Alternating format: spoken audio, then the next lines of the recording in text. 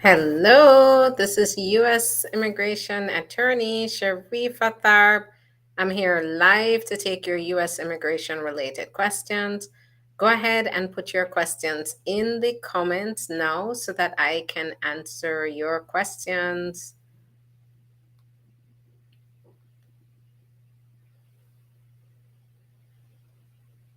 All right, I'm just setting up here. Go ahead, put your questions in the comments. I do have an update for you today. So I have a few updates that I wanted to let you know about. The first is that the USCIS has officially announced the fee increases on forms. So come April 1st, 2024, we will have new fees. So the fees are not for some of them, when I looked at the list, there's a long list, basically every form except for the T visa, VAWA, the T, U visa. These are still the fee is still zero. So there's no fee for those applications. However, if you're doing family based, if you're doing family-based, employment-based, investment-based type applications, these do come with increased fees. If you're renewing your green card, removing conditions on your green card, you are going to be seeing higher fees as well. And, of course, adjustment of status fees have gone up. Yes, so EB2, you can expect those to go up too, because those are based on the I-140 petition, which that one has increased, as well as the I-485. If you go to my page, the page with all my videos on it, I have posted a video, and because the list is extensive. So I have provided a list of the fee increases there. And on the page where I'm talking, you also see a list of the main forms that people usually talk about. So the family-based petition, for example, the I-130, the adjustment of status, the I-485, the I-765. It's also on TikTok and on YouTube. I'll go ahead and post it after I come off of the live. I'll go ahead and post that video on the YouTube as well. So you can take the time and look at those fee increases so you can be prepared for them. On my end, while we're working to get our existing clients' applications in, of course, before the April 1st, you want to also make sure that you are taking the time to go through your application carefully and submit the best application. So if you don't rush and make mistakes, right? If you have to, or if you can plan for those increased fees, if you are partway through preparing for your process, just make sure that you push forward to get it in before that date, and you could save some money. The increase is not as substantial as it was when it was announced last year, but it nevertheless, many applications are increased, and so you're going to see, you're going to pay more. But it's not going to be as much as it was before, but it's still going to be a lot. So, for example, adjustment of status application is so currently with the biometrics, which you usually have to pay for the biometrics, it's 1225. Now, after the increase, it's going to be 1440. But I believe last year when they proposed, it was around the 1700 mark. So they have not increased it as much as they were going to increase it. So that's the good thing. Now let's talk about the border. So as you can see, it's all over the news. The border is a mess, and right now we have Congress and the president negotiating. But now, even with Biden saying that he's willing to, um, you know, make concessions and he's willing to shut down the border, the Republicans' side are now saying, I guess it's not enough because they are saying that they are not going to. They're saying it's dead. The bill that supports the president's powers to shut down the border, they're refusing to move forward. So we have to see. I'm watching the situation to see, but we see a lot of things going on. There's a conflict going on between Border Patrol and then the National Guard under the order of the governor in Texas, who is keeping the CBP and Border Patrol away from the part of the border in Texas. So that should not be. And actually, the governor of Texas, so the Supreme Court had ordered the Texas not to give the federal officers access to the border because they're the ones that enforces immigration laws. But the governor has disobeyed the Supreme Court. And as a result, they're also not recognizing the Constitution because remember, there is something called the supremacy clause under the Constitution that says that the federal government has certain powers over the states. And in this case, the federal government is the one that enforces immigration law, not the states. But now the governor in Texas is trying to take over the border and enforce immigration law through the laws that pass in Texas.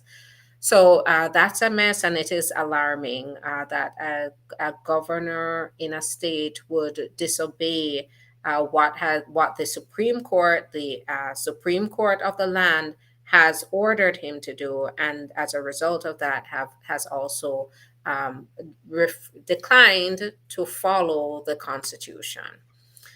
So right now they haven't released any details. They haven't released a text of the bill that's going to authorize the president to shut down the border. But they're saying that if, based on what we're getting right now, if the president has the authority to shut down the border if a certain number of immigrants are crossing over and they feel the need to control the border, then at that point the president can shut down the border. That's the deal here, along with putting certain restrictions on asylum, and then also looking at what's called expedited removal, which has to do with right now the way expedited removal works is they will so anybody who has come into the country undocumented or illegally within the past 2 weeks can be removed without going through all the court process through expedited removal. They used to enforce that, or they currently are enforcing that within 100 miles of the border. But now they're looking at expanding that to national. And then I don't know if they are also going to include a larger group of people in this category of people who can go through expedited removal, because usually they have to be entering the country within the most recent 2 weeks. So we have yet to see what the details are, what they're finally agreeing on, and it looks like they're not agreeing on anything right now. So it might be dead in the water. So we'll have to see. But right now, that's the situation with the border. There's nothing that is going to affect, say, a broader population of immigrants here right now, but we'll have to wait and see. So make sure you get those applications in. Don't rush it. Make sure the quality of the application is going to be the most important thing, even if it means you have to pay more. Make sure you focus on quality. But if you're, almost there with getting your documentation in, make sure you get it in before April 1st if you want to save some money. All right, so I'm going to answer some questions. Go ahead and put the questions in the comments, and I'm going to answer those questions. So here, I see here on YouTube, So I've received my VAWA prima facie determination letter. After that, how long does it take for the fingerprints for travel document and the work permit? So the biometrics appointments are all over the place. Sometimes they come before the prima facie determination letter, sometimes they come afterwards. So it's hard to say when that biometrics appointment is coming, but it should be coming soon. Usually I see a biometrics within 2 months of applying. Its VAWA application will be affected by the new price increase, so no VAWA petition. So remember that I-360, you will see an increase on the list for I-360s. But remember that for VAWA, it should not go up. It should be zero. The T visa should be zero. Asylum should still be zero. So those will not go up. But remember, the I-360 petition serves for other purposes, such as for widows, special immigrants, religious workers. And so they do have to pay those increased fees for that I-360. I got unemployed this month and I'm filing for green card for my F1 spouse. I am a US citizen. My last 3 years, I had very good income as shown on W-2, more than 50K.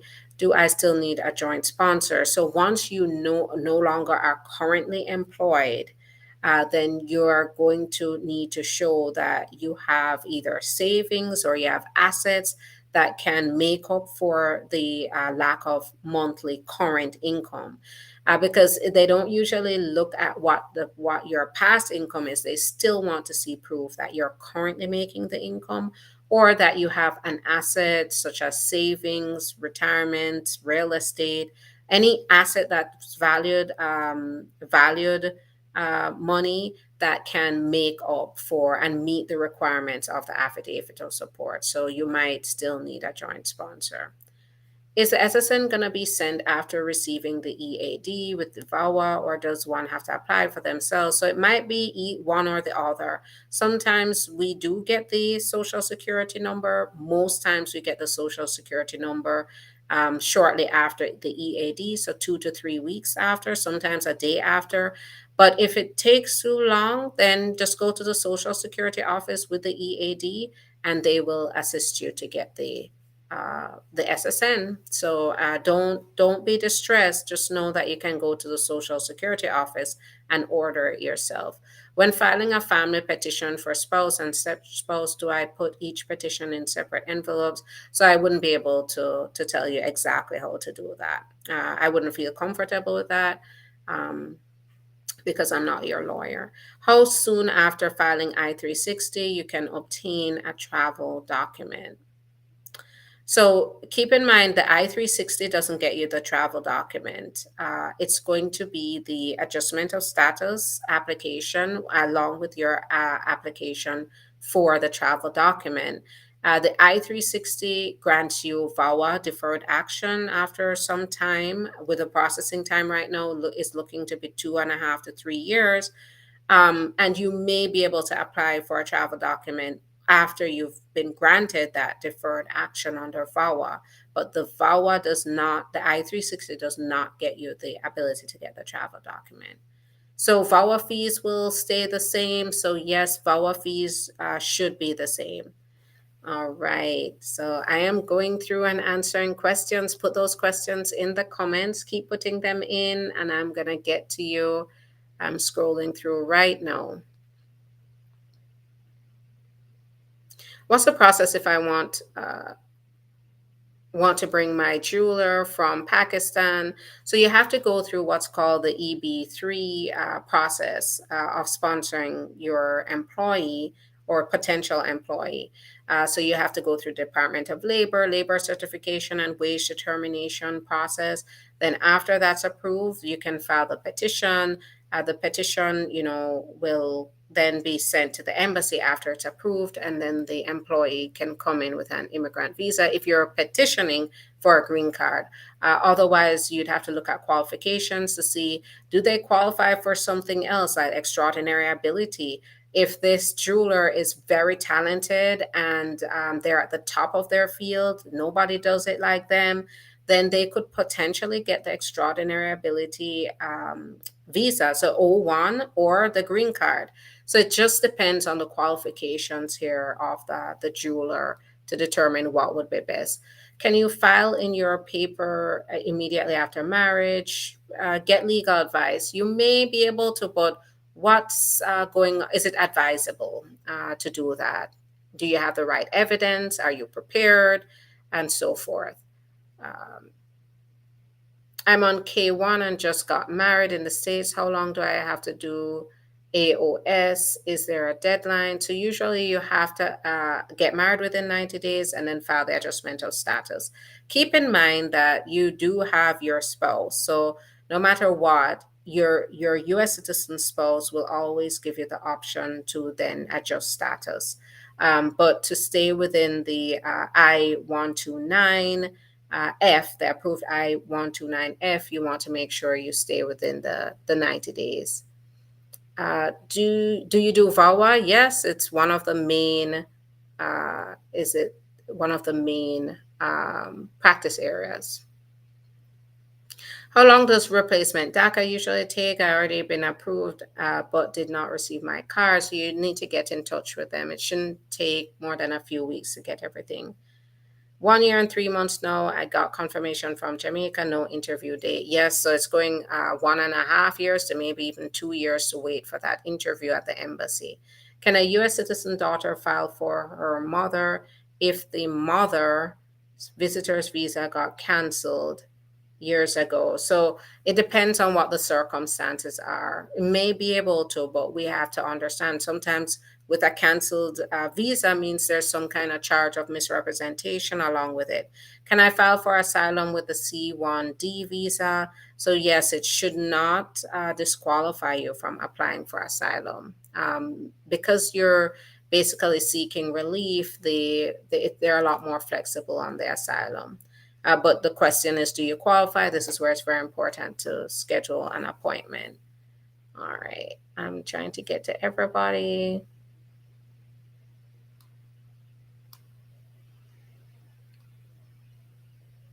How can I contact you directly?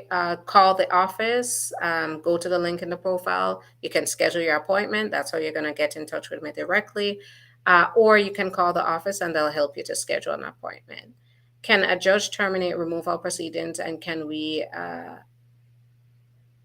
AOS if we entered illegally?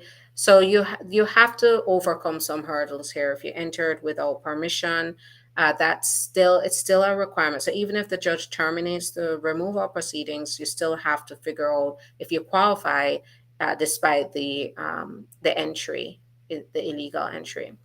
What advice do you have for an F1 graduate student who will graduate in May and also desirable of work permit visa? So make sure you're on top of the OPT. So that gives you 1 year to work after you graduate.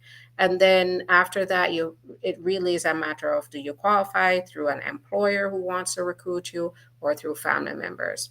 Can you help with someone who has EWE and has been here for 30 years?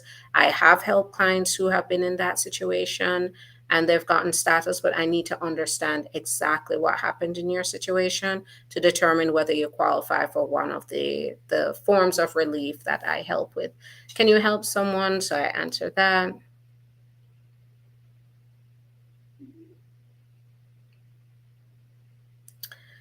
I'm a J1 student that overstayed. I pay taxes. Is there any way possible I can apply for work permit? So you have to qualify in some way. Give me a call.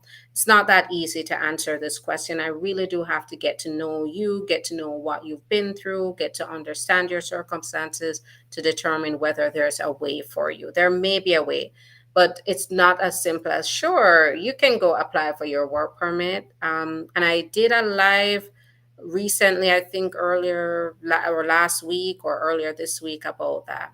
I'm a conditional green card holder. I just got a 4-year extension while my card is being processed. Do you recommend traveling? You're still a green card holder. That 4-year extension will allow you to travel. Bring your original extension letter with your expired green card and your passport, whatever other documents you need, and you're fine. make sure it's an original, not the copy. If someone filed for VAWA, but it has been approved, it has not been approved yet, and that individual get prima facie, can that person file for expedite request if he or she is meeting financial hardship? It's possible, but it's really ultimately up to the immigration. How can I get annulled from marriage, which a person married me while still married? Now, keep in mind that may qualify you for VAWA. So, if someone knowingly marries you, knowing they're already married, that could be a VAWA issue. So, get legal advice. And you may not want to annul it in that case. You want to get legal advice first. I'm not a divorce attorney, so you'd have to talk to a divorce attorney about getting it annulled. But figure out your immigration options too. Is it advisable for someone to travel back to their country after filing for asylum? Maybe. It depends on the circumstances in the country. It usually it's if you file an asylum saying you can't go back, then it's going to raise questions about why is it you're going back to the country that you said you couldn't return to. Do I place spouse and stepchild petition? Okay, so my mom is a U.S. citizen. Can I adjust status to green card? Came through the Mexican border illegally? No. So, especially if you're over 21, it's not going to be that simple. Does the embassy schedule an interview for spouse and children at the same time, or is it separate? So in most cases, it's at the same time, especially when it becomes clear that if they're family members. All right, so I'm going to answer how much is a consultation? It's 150. How long for citizen parents to ask for 21 plus married son? So 14, over 12 years. I-130 is approved. What's the next step? It's going to go to the embassy where they're going to call you for an interview, or you can apply for adjustment of status if you're here in the US. If you filed before April 1st, 20, does the new fee affect you? No. So it's not going to affect you if you file before that date. Sarah girl, you're welcome. All right. I have last question here, and then I'm going to head out.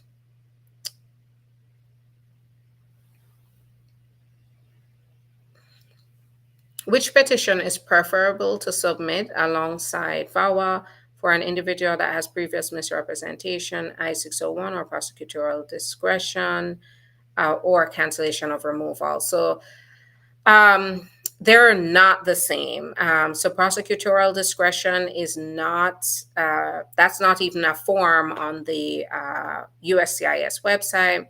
So it's going to depend here on what's going on. I highly recommend you get legal advice at this point and representation, because it sounds like you have a complex case going on. If you're asking about cancellation of removal, prosecutorial discretion, or an I-601, they all are different. Andrew J., you're welcome. Who can apply for DACA? So right now, DACA is on hold. So that's the first thing, unfortunately. However, you have to meet certain physical presence requirements.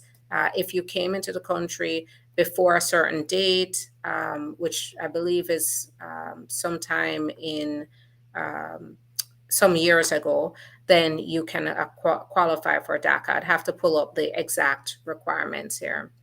Is the consultation 1 hour? No, so it's 30 minutes. If you've applied for someone in the humanitarian program and it's been a year and still no approval, so it's going to depend on the processing times here. All right, that's going to be it for me today. Thanks so much, everyone, for your time. I will work to get here tomorrow again at lunchtime to discuss updates on immigration, and I also answer your questions. So thanks again. I'll see you tomorrow. Bye-bye.